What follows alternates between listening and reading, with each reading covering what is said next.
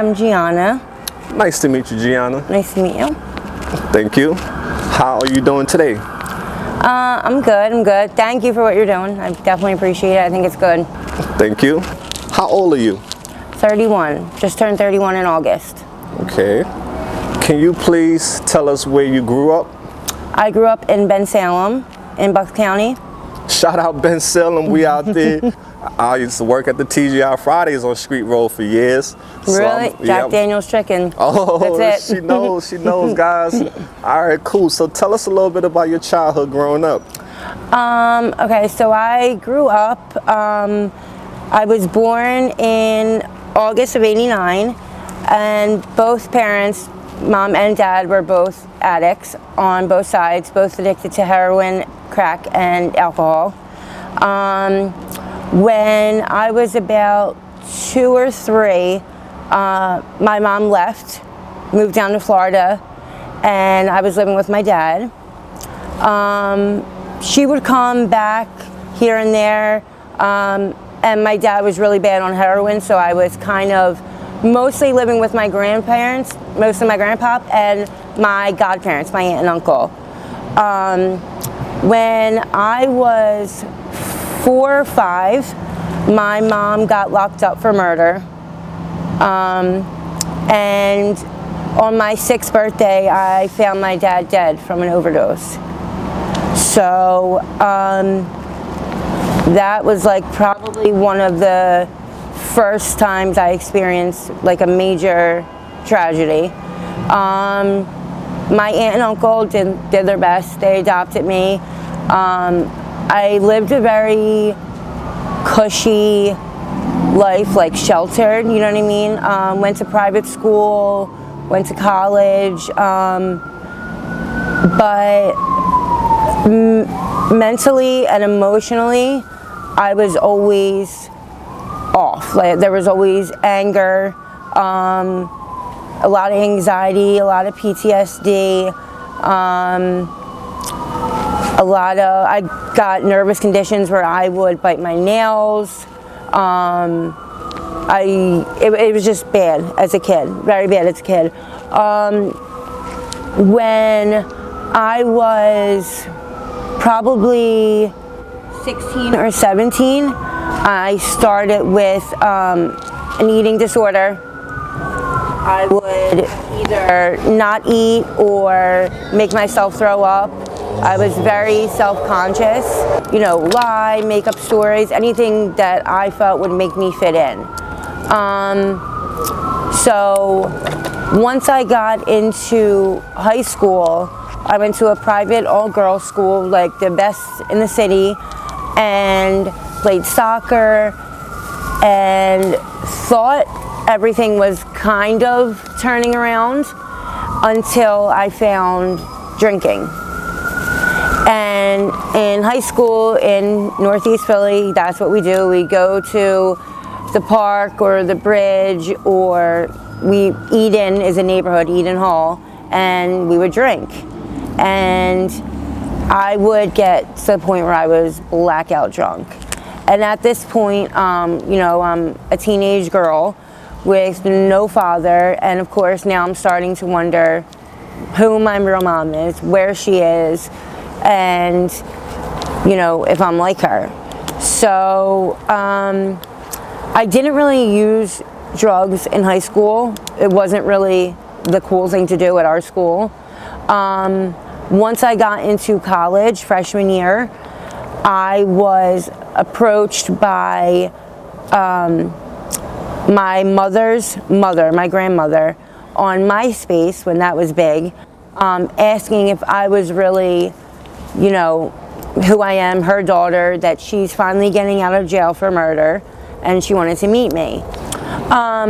So my mom was coming home. She actually was not allowed to contact me. It was a closed adoption. So she had to wait till I was actually 18, and I graduated high school at 17. I wasn't 18 till I was in college.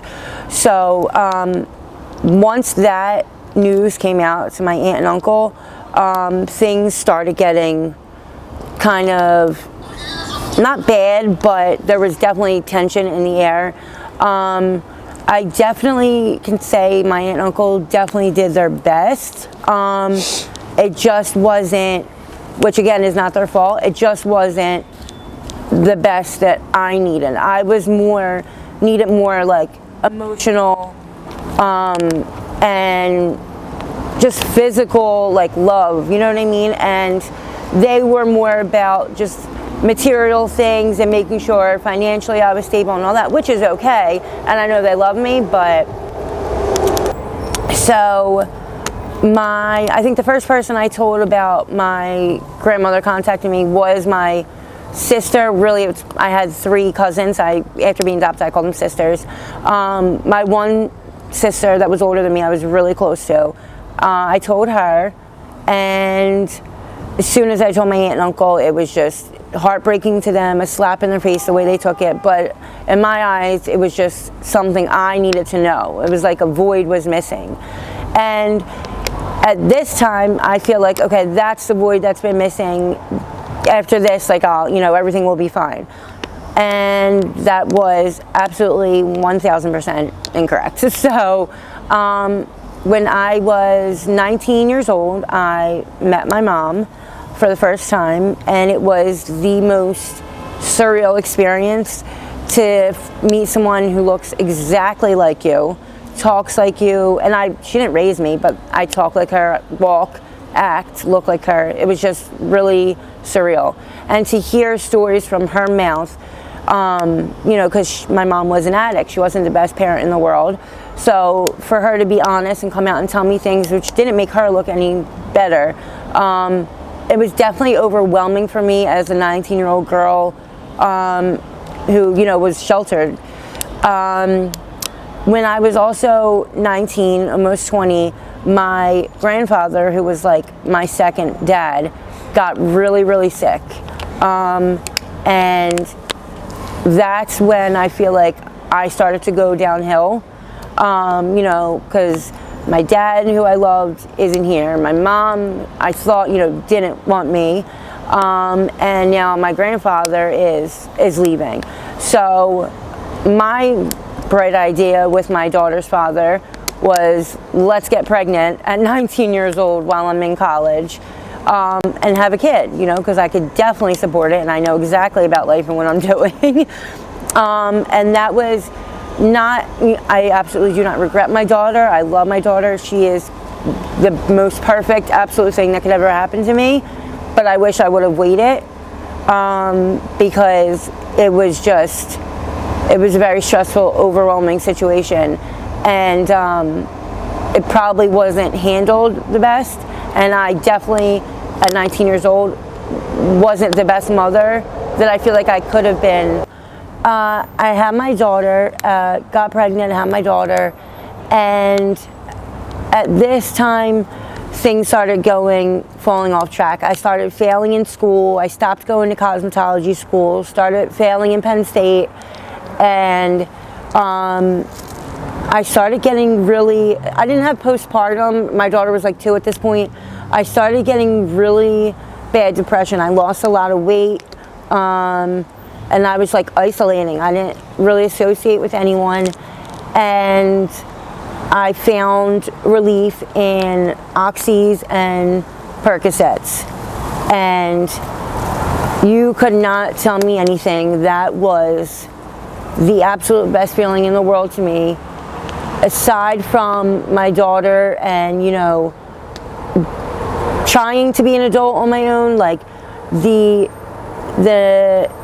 stress relieving and the confidence and self-esteem booster and energy that I got from those pills was something that I could not get from anybody, anything, or just nothing in the world.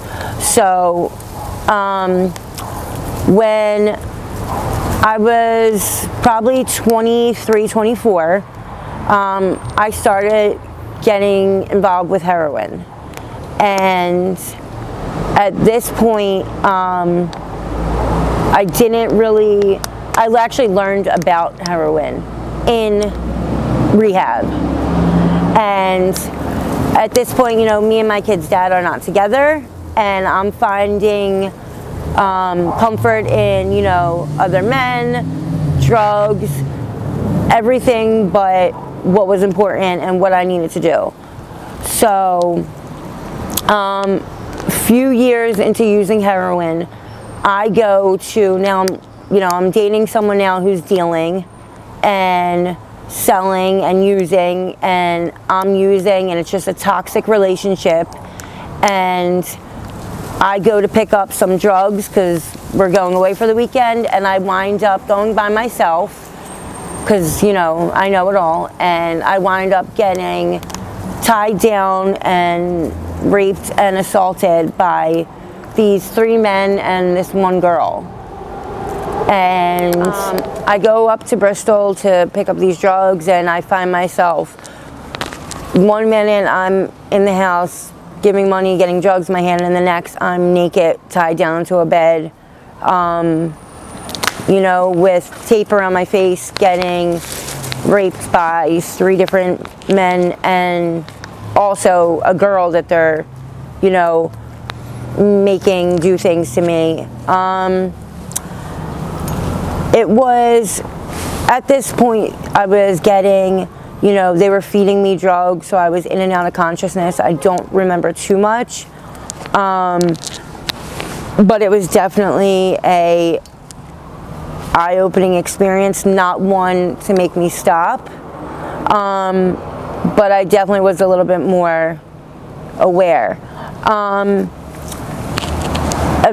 Probably not too far after this is when fentanyl came out, and, you know, like I said, I started shooting up heroin. I never snorted it.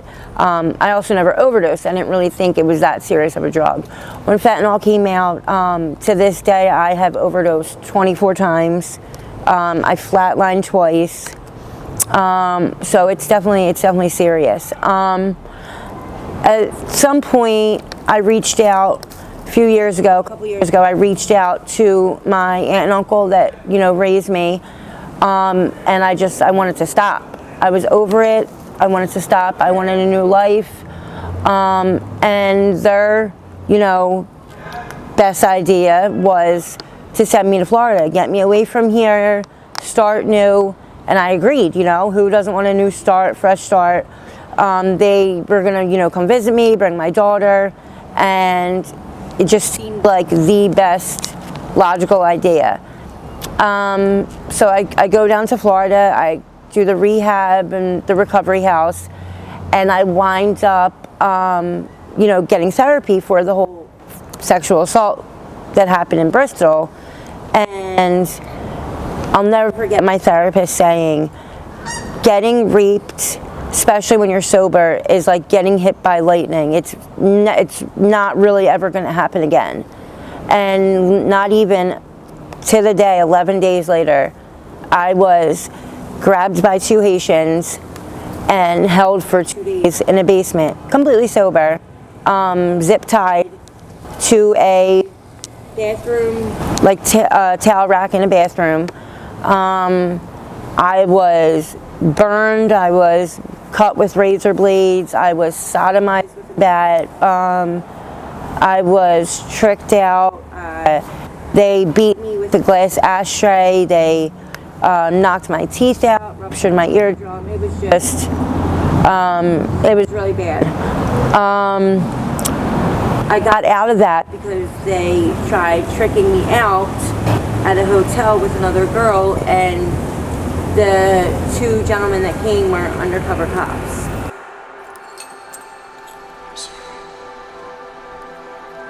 Golden ticket from Willy Wonka. No, I'm just kidding.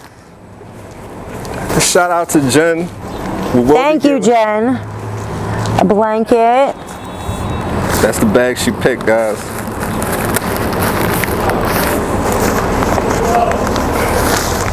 We got some socks. Beanies. Rock the beanies all the time. Food's in there, and Food's in there. Is there like a note in there? Because I heard, they told me they... Oh my God, wait. The one thing in here is Aveda. I went to Giana Aveda Institute for cosmetology. Cool. Is it like a long note? We can't read long notes on camera, guys. That's gonna take forever. So you just give like a little piece of it, just so we can give him a shout out to Jenny. Jason Taylor. Oh, it's his story about him, like his childhood when he got locked up, how he was with his daughter. Yeah. Okay, cool. You said Jason? His name's Jason Taylor. He's 46 years old. Shout out Jason, you know, for helping, for spreading love in the trenches, you know, giving these care packages to the people out here. I just want to say season greetings to everybody out there, to the whole AML team. Thank you guys so much for all the support. Thank you guys for all the comments, all the love. I'm just like so grateful to you guys. And you know what I say, right? Teamwork makes the dream work. I couldn't do all of this without you guys' help. And I really appreciate you guys from the bottom of my heart. God bless each and every one of you. I wish you the best 2021. Be a better person. Don't be bitter, be better. You know, continue to strive for greatness. All right, so AML Films, we out there. Peace.